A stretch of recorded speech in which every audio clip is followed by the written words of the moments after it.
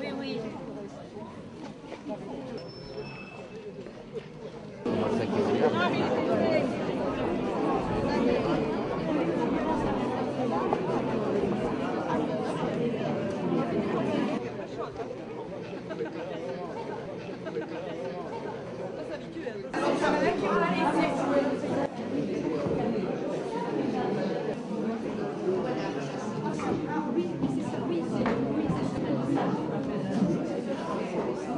Merci d'être venus aussi nombreux. Ça nous touche beaucoup et je vais vous dire au nom de toute l'association que je préside que cette présence nous récompense déjà de toute l'énergie et de toute la conviction que nous avons mis dans ce travail. Cette exposition, elle a deux pères, ou plutôt deux mères, MAI. Le premier, Jean-Paul, toi qui nous as aidé à la monter, toi qui nous as aidé à monter la précédente, et toi qui, d'une certaine manière, a installé et fait mûrir l'idée d'un espace Firmin-Bouissé ici à Moissac, et vous, Monsieur Henriot, qui avez eu la gentillesse de nous permettre de continuer. Et je voudrais tout de suite signaler que dans le livre que je viens d'écrire aux éditions Privas sur la vie de Firmin-Bouissé, Monsieur Henriot et Monsieur Ninzy ont eu l'idée que j'ai trouvée extrêmement touchante de faire un préambule à quatre mains, qui raconte, je crois, très bien la continuité du travail entrepris, et je vous en remercie tous les deux extrêmement chaleureusement. Alors, énergie et conviction, je vous le disais tout à l'heure, énergie et conviction dans notre démarche, puisque cette exposition, vous le savez, n'est qu'une étape dans le projet qui est le nôtre, celui de créer à Moissac, dans la ville où il est né, un espace dédié à Firmin-Bouissé, peut-être ici, peut-être pas, je l'espère en tout cas, mais ça c'est une autre histoire, parce que Firmin-Bouissé, nous avons besoin de pérenniser ici, de pérenniser son existence et de pérenniser son travail. C'est pourquoi créer un espace Firmin-Bouissé à Moissac nous paraît tout à la fois légitime, évident et nécessaire. Parce qu'il permet, je crois, dans cette ville, et on s'en est rendu compte lors de la dernière exposition, mais aussi depuis une semaine où celle-ci est ouverte, on se rend compte qu'elle permet de diversifier incroyablement l'offre culturelle et touristique de la ville, en étant en même temps dans la continuité de l'art graphique qu'on retrouve de l'autre côté du Pathus. Et on est vraiment dans une ville où cet art graphique a une importance. C'est peut-être une des caractéristiques de notre ville. C'est aussi évident parce que je crois que ça peut redonner à nous, les Moissagais, l'opportunité de se réapproprier une part ô combien brillante de votre belle histoire. Alors, redonner sa place à cet artiste, ça passait pour moi aussi par le fait d'écrire un livre sur sa vie et son œuvre. Et c'est ce que m'ont permis de faire les éditions Privas, que je remercie pour cela et qui sont ici. Je remercie donc Philippe, je remercie Philippe Terrancle, Isabelle.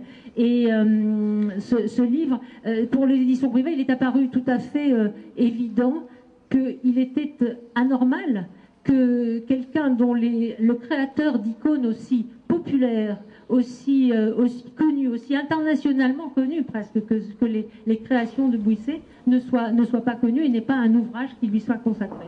C'est désormais chose faite. Alors, je voudrais aussi vous dire que depuis quelques années, avec l'association que j'ai créée, nous créons le fonds pour ce musée à venir. Nous avons beaucoup travaillé, beaucoup couru, les ventes aux enchères, les sites spécialisés. Dès qu'un Bouissé se vend ici, à Hong Kong ou à Tamanrasset, on est au courant. Et que nous avons, depuis 4 ans, créé un fonds solide qui permet, je vous le dis, monsieur le maire, d'ouvrir demain matin un musée tout à fait opérant. Voilà. Et ce fonds, il ne faut pas que j'oublie de dire qu'on a pu le créer aussi parce que les descendants de Bouissé, qui sont par ici, je ne sais plus où ils sont, les Delacour, les Geffroy, j'en oublie, les Saunier, bien sûr, qui sont tous les arrière-petits-enfants de notre ami Firmin, sont ici et nous ont donné beaucoup de choses. Alors beaucoup de livres, parce que Firmin a fait beaucoup de livres pour enfants, il a illustré des centaines de livres. Alors on a dans notre fond évidemment quelques affiches que vous avez vues là, mais ce n'est qu'une toute petite partie de ce qu'on a. Des livres, des gravures, des lithos, des objets en tout genre, bref, je vous le disais, on est tout à fait prêts. Je voudrais aussi remercier les membres de mon association, qui parfois perdent un peu leur latin dans le tourbillon que je leur fais vivre. Et voilà. Alors, je vais remercier Jean et Colette Colladon, bien sûr, qui se donnent à fond. Merci beaucoup, Jean. Et je voudrais remercier bien d'autres gens que je vais oublier. Je voudrais remercier Edwige, je voudrais remercier Daniel, je voudrais remercier Francine, je voudrais remercier René, qui est fidèle au poste là depuis pas mal de temps maintenant. Je voudrais remercier Zineb, notre stagiaire, et tous ceux que j'oublie, je m'en excuse. Mais surtout, pour finir, on ne peut pas parler de Bouissé à Moissac sans parler d'Henri Hénin. Alors, sans Henri Hénin, rien n'aurait pu se faire, évidemment.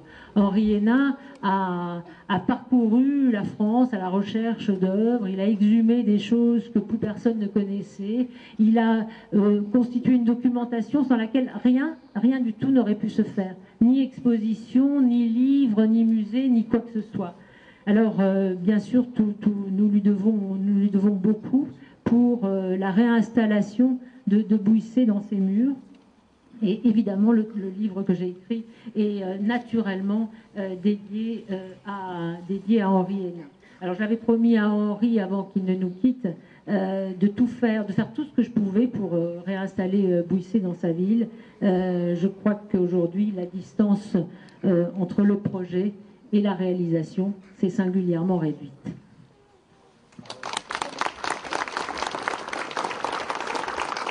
Donc, je passe la parole à Jean-Michel Henry. Nous sommes venus visiter la maison natale de ce peintre moissaguais, qui fut longtemps ignoré des Moissaguais d'ailleurs, et qui est né ici, dans ce qui était autrefois, et qui ne l'est plus, un moulin bladier, c'est-à-dire un moulin qui moulait du blé, et qui était celui du père et de la mère de ce peintre, de ce jeune enfant, puisqu'il est né ici, appelé Firmin Maurice Étienne Bouisset. Voilà, il est donc né ici, dans ce moulin, le 2 septembre 1859. Sa maman s'appelait Lavabre, je crois, de son nom, et son père s'appelait Jules. Et cet enfant né avait des dons exceptionnels pour le dessin. Allez donc savoir pourquoi. Et il vit ici. C'est ici qu'il va passer son enfance, dans ce moulin où son père travaille.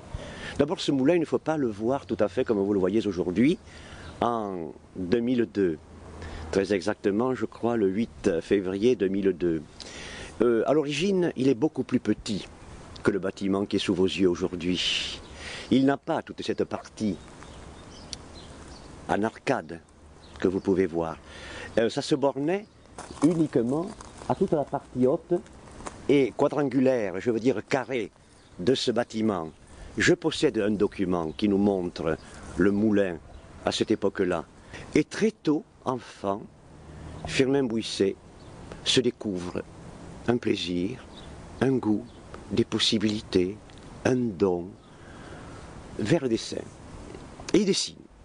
Il a sans doute des crayons à sa disposition. Il a aussi une vieille grand-mère, une Oménino, sa grand-mère, la mère de son père ou de sa mère, je ne sais pas, qui lui raconte des histoires qui nourrissent son enfance, qui peuplent son enfance.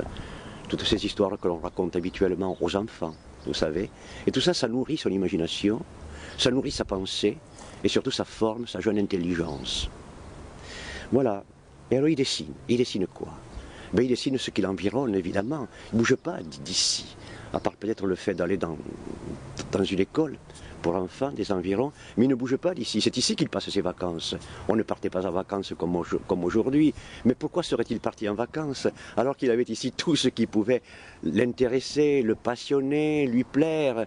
élever son esprit, et puis surtout, lui donner ce goût du dessin et de la peinture de tous les objets et de toute la végétation qui l'entourait.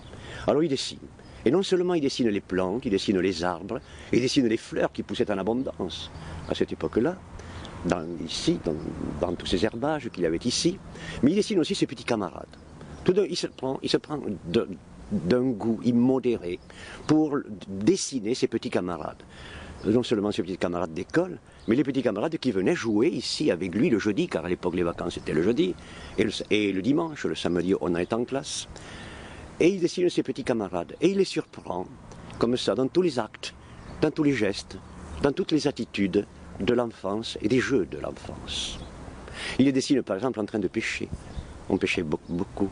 Il les dessine sur les barques, qui étaient toutes arrimées, accostées ici, sur les rives du Tarn. Il les dessine appuyées sur une barrière. Il dessine surtout une petite fille, dont déjà très jeune, il a une dizaine d'années, il est déjà éperdument amoureux. Elle est toute blonde, elle a des yeux bleus. Il apprend le dessin, et puis dans le seul but peut-être de dessiner cette petite jeune fille, en lui plaçant un bouton d'or au bout des doigts. Et à Toulouse vit la fille d'Yvonne, la petite fille du chocolat Meunier. Et à Bayonne vit la fille du petit garçon des biscuits lus. Le petit Jacques. Inutile de vous dire bien sûr que je suis allé les trouver. J'ai été reçu par ces deux dames à bras ouverts qui ont mis à ma disposition bien sûr toutes les ressources, tous les trésors de leur collection personnelle et surtout leurs souvenirs, car elles se souviennent de leur grand-père.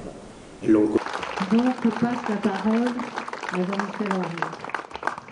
Je vous remercie. Je vais la céder quelques minutes à M. Lunzi parce que chronologiquement, c'est lui qui, le premier, vous a aidé dans cette tâche en tout point méritante. Et puis, je vous donnerai quelques mots sur tout ce qui se passe ce soir. Cher ami. Merci, mesdames et messieurs, bonsoir.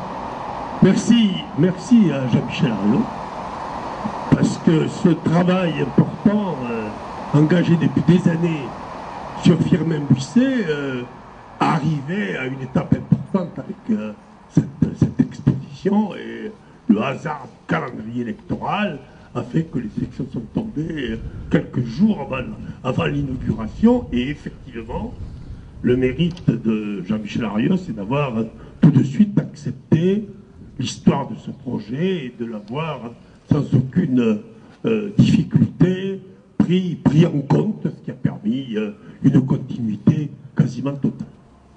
C'est allé jusqu'à, c'est assez rarissime, à une préface co-signée par le maire d'hier et le maire d'aujourd'hui.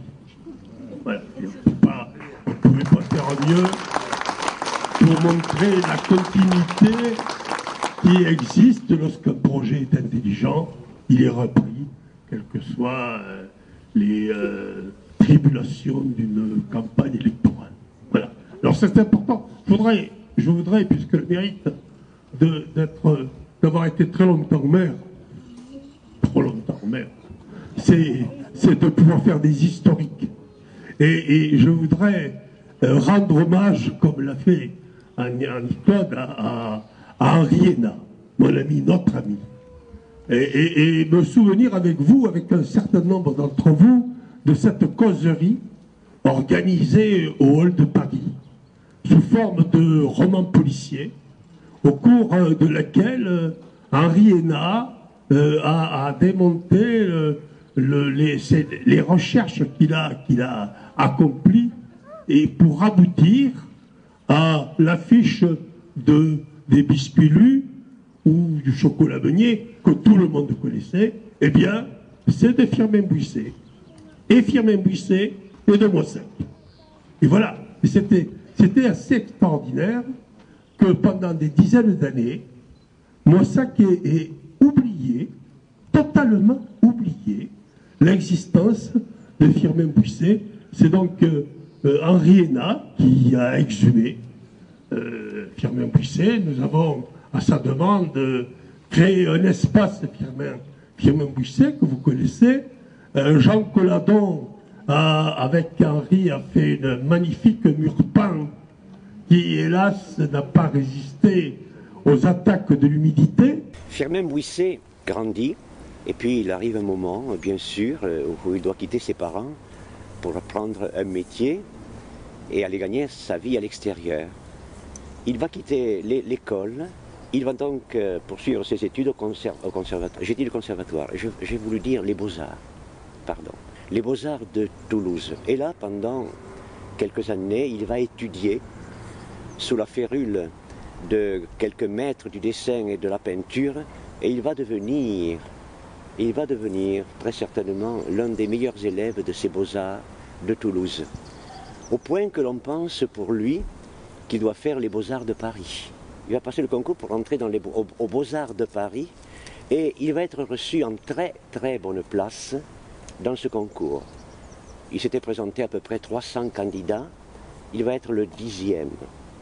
Il va terminer au rang de 10e, et il va partir en 1880, en 1879 exactement. Et si vous faites bien le calcul en sachant qu'il est né en 1859, c'est très facile à faire. 59, 79, Firmin Bouisset a 20 ans, et il va, comme l'on disait à l'époque, et il va monter à Paris pour y exercer son talent et surtout essayer, comme on essayait de le faire à l'époque, de s'y faire un nom et d'y gagner la célébrité.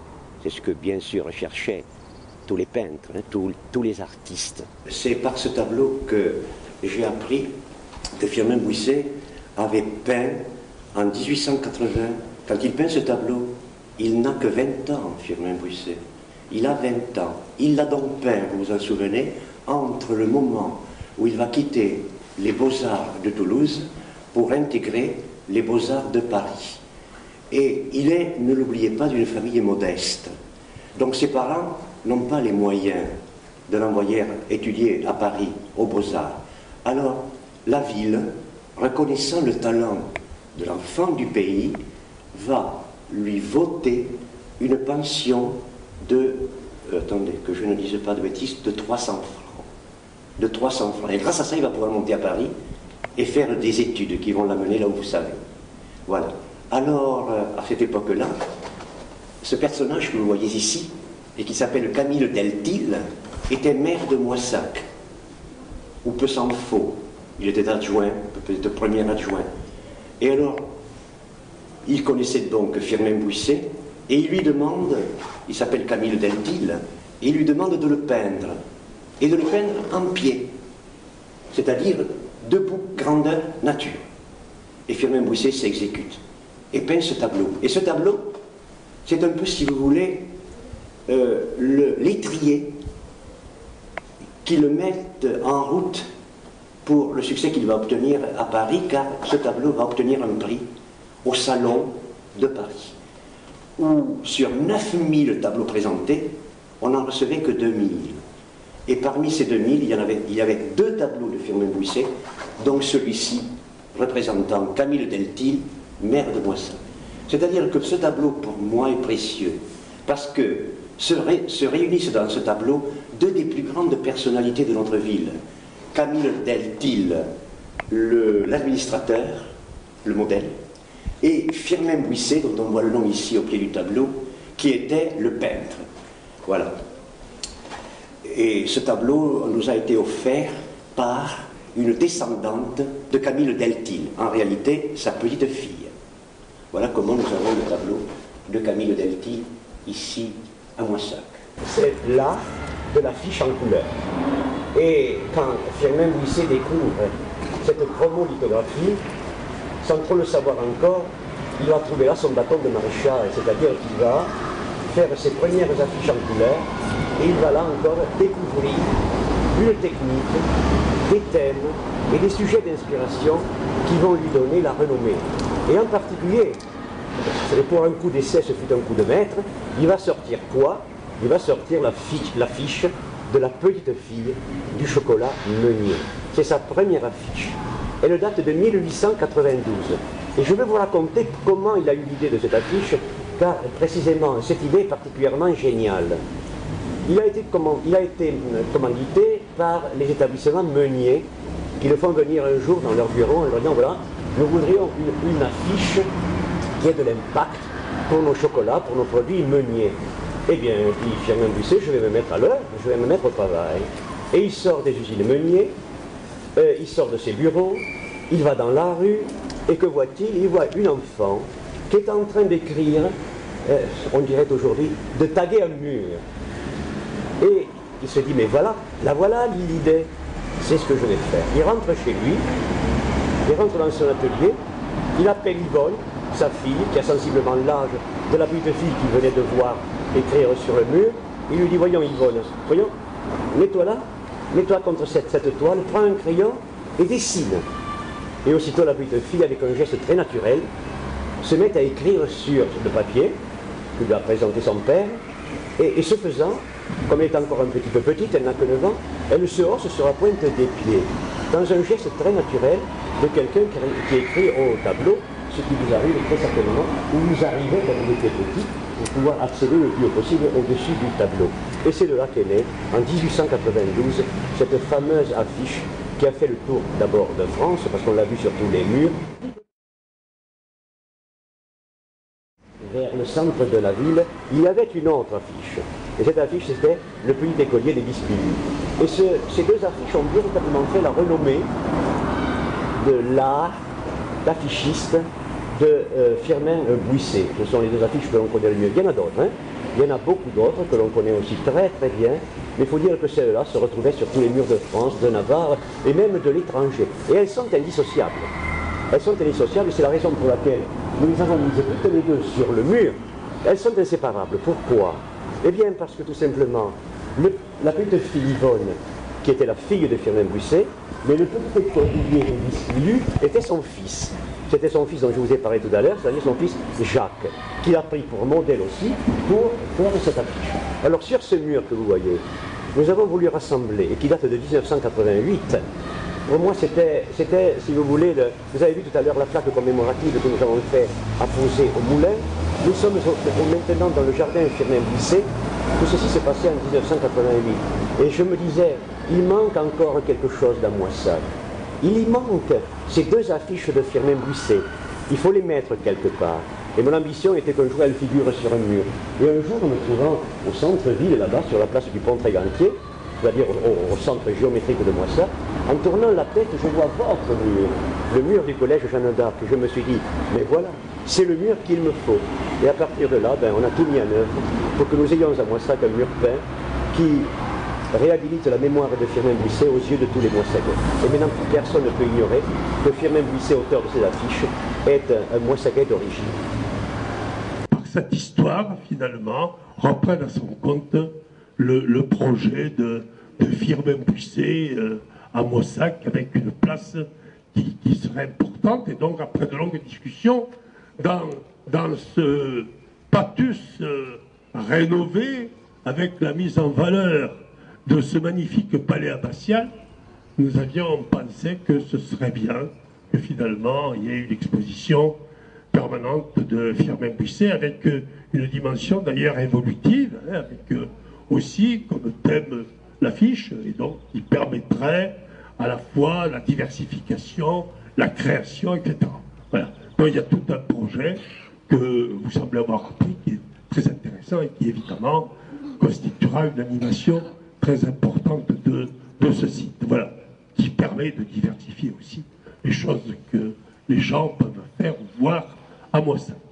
Donc c'est un très bon moment aujourd'hui. Merci Annie-Claude. On a préfacé en aveugle ce livre que nous n'avions pas, que nous avons lu très, très sommairement, en tout cas moi.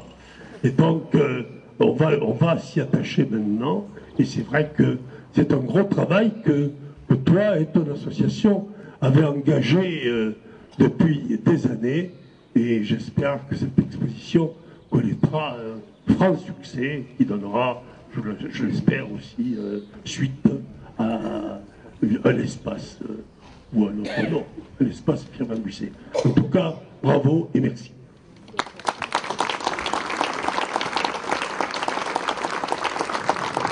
Merci beaucoup à tous les deux, Madame la Présidente, Madame l'auteur. Monsieur Jean-Paul Lenzy, mon prédécesseur de 30 ans. Merci. Alors, ce qui est très bien d'avoir à parler après vous, c'est que vous avez fait pratiquement tout le travail. C'est-à-dire que vous avez fait l'historique de votre exposition. Monsieur Lenzy nous a fait l'historique de la redécouverte de Firmin Bouissé, du projet de cette exposition, du projet d'espace Firmin Bouissé. Donc, en définitive, ce qu'il nous reste à faire, c'est de continuer et d'aboutir. Si j'ai bien compris, c'est une passation de relais. Je pense que, de toute façon, pour plusieurs raisons, cette passation de relais, elle s'impose. Elle s'impose parce que, vous l'avez bien fait remarquer, la renaissance de Firmin Bouissé à Moissac, c'est l'œuvre de notre ami très cher, Henri Hénault. Et c'est toujours avec une certaine émotion que, personnellement, j'évoque sa mémoire parce qu'on a eu tellement de bons souvenirs ensemble à une époque où j'étais beaucoup plus jeune que maintenant, puis j'ai eu l'occasion de le rencontrer à plusieurs reprises par la suite, qu'effectivement c'est une émotion partagée et je l'ai senti chez vous aussi. Et puis ensuite, je veux dire, le fait de faire revivre Firmin Bouissé pour Moissac, c'est un plus parce que ça montre que Moissac est une ville qui sait vivre dans toutes les époques. On a ici l'illustration de ce qu'a été son Moyen-Âge. On a, si on traverse la ville, l'illustration de ce qu'a pu être sa renaissance après les inondations. Et on a, justement, vous le faisiez remarquer, sur ce mur qui malheureusement a subi les outrages du temps et de l'humidité, le renouveau et la redécouverte de Firmin Bouissé.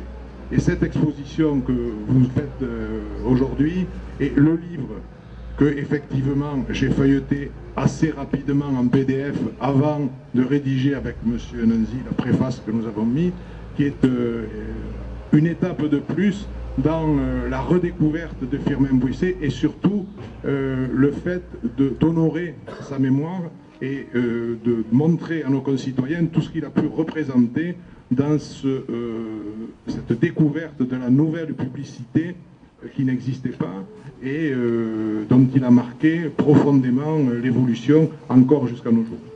Donc je ne vais pas vous faire supporter un très long discours. Je vais une fois de plus remercier tous ceux qui sont à l'origine de cet immense travail, ceux qui l'ont initié, ceux qui l'ont poursuivi, et je pense et j'espère tous ceux qui vont le continuer. Je remercie aussi toutes les personnes qui sont présentes aujourd'hui. Je pense qu'elles ont fait un petit tour de l'exposition qui leur a permis de voir, d'avoir une première impression et qui va les amener à revenir, y passer un petit peu plus de temps de façon à s'en imprégner et à en profiter au maximum. Sur ce, je vais vous laisser profiter du rayon de soleil, profiter du buffet que nous a proposé l'association et encore une fois, merci à tous et bonne soirée.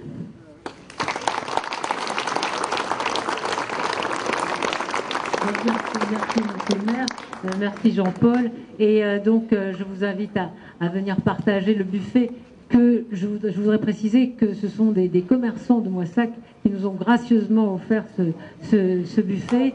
Je voudrais aussi préciser que nous avons fait un peu en quêteur le tour des popotes et que les Moissagais ont été extrêmement généreux pour notre association et pour l'exposition. Je voudrais aussi vous préciser que le livre que j'ai écrit, je vais le dédicacer à ceux qui le voudront ici. Voilà, maintenant. Merci à vous et venez vous restaurer.